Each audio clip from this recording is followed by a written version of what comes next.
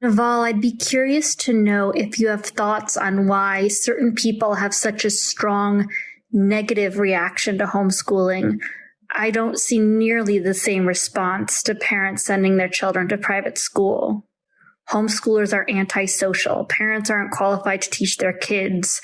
Homeschooling hurts public education. It seems so intense, this criticism, and I'm wondering why people are reacting so strongly to it. I think it's because people associate homeschooling with radical beliefs or with Christianity or Catholicism or something of that nature. So there's just a set of people who believe that kids should be raised a certain way for the good of the state, and that parents shouldn't be able to raise children with different beliefs or different ideas. It's sort of it's a messianic belief on its own that we're all going to converge into one way of thinking, but it's essentially a religious belief that is combating other religious beliefs.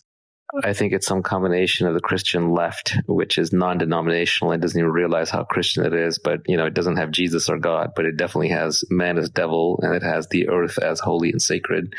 And then you have the Christian right, which is a classic Christianity and Catholicism and old world values.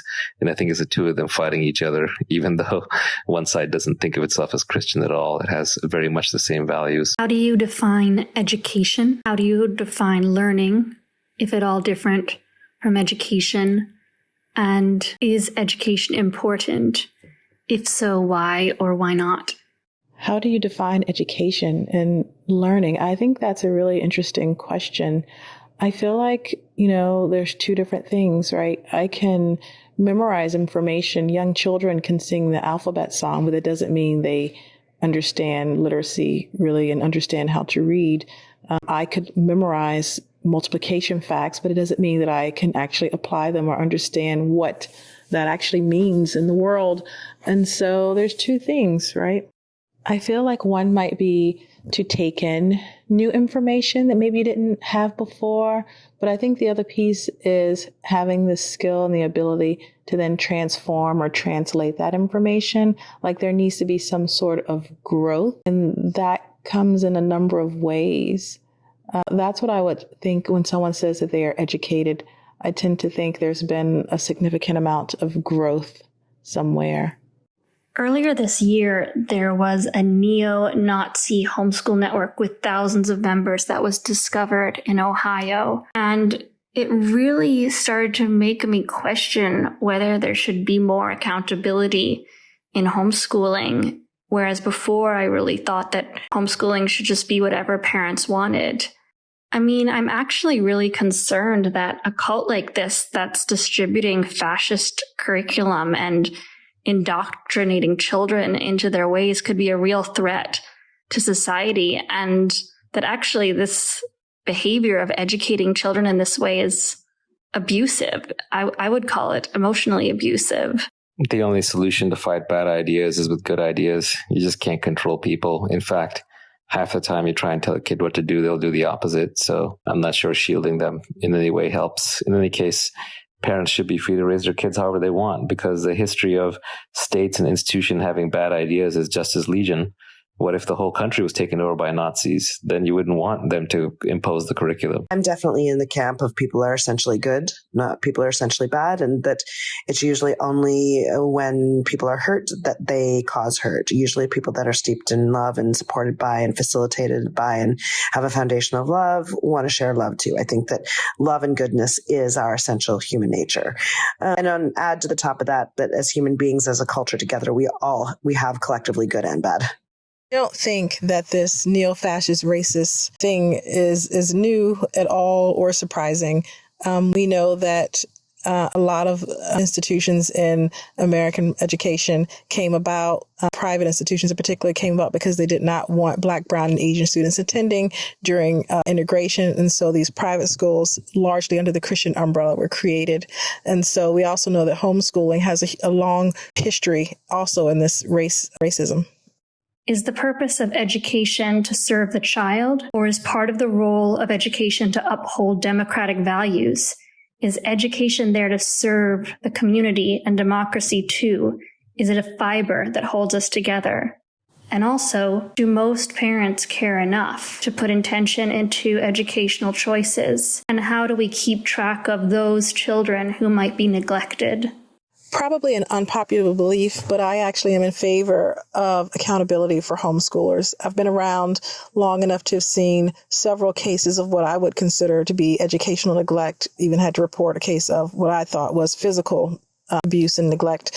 And so I do think that for children who are vulnerable, although these same things can happen with children that are in public school and are just as likely, I do think as many safeguards as we can have is helpful.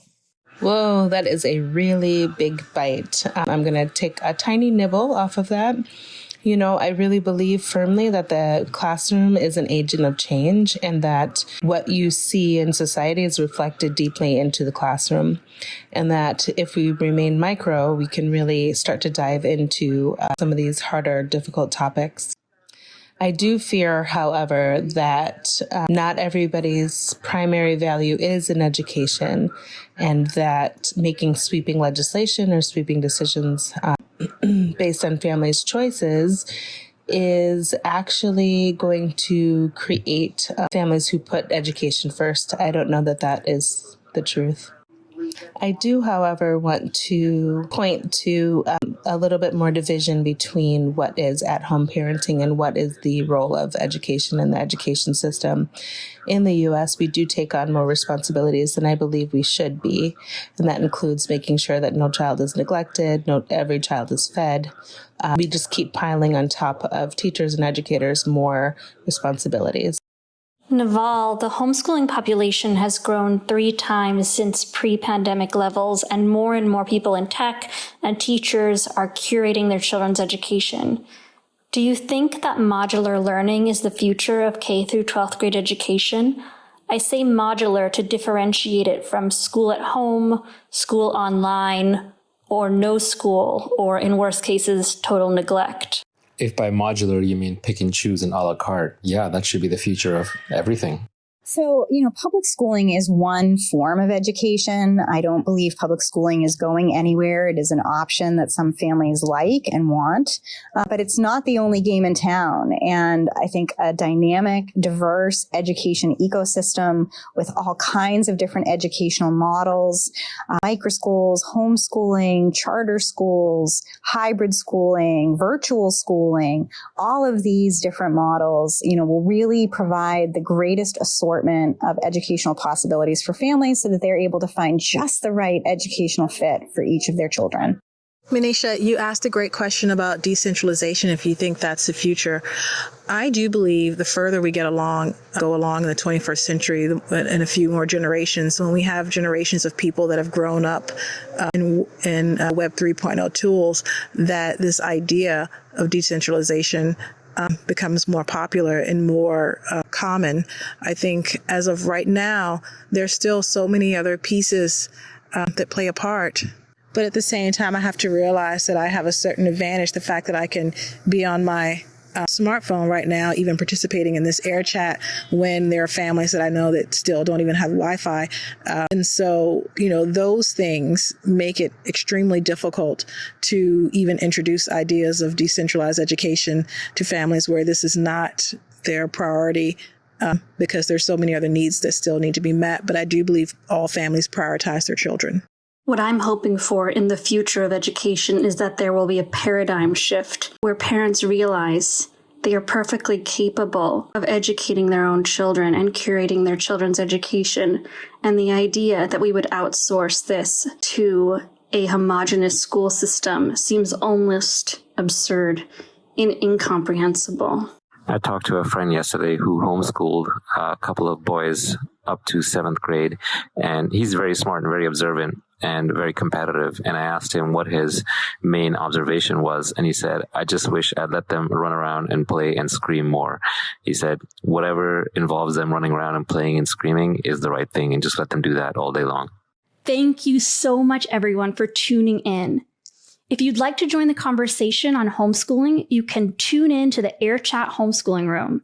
If you need advice, resources, and support for homeschooling, consider subscribing to our podcast or join the membership community at teachyourkidspod.com, where you get direct access to me and other learning specialists on everything from emotional support to finding friends, choosing curriculum, and measuring learning outcomes. And remember, wherever you are, whatever you're struggling with, your child's best teacher is you.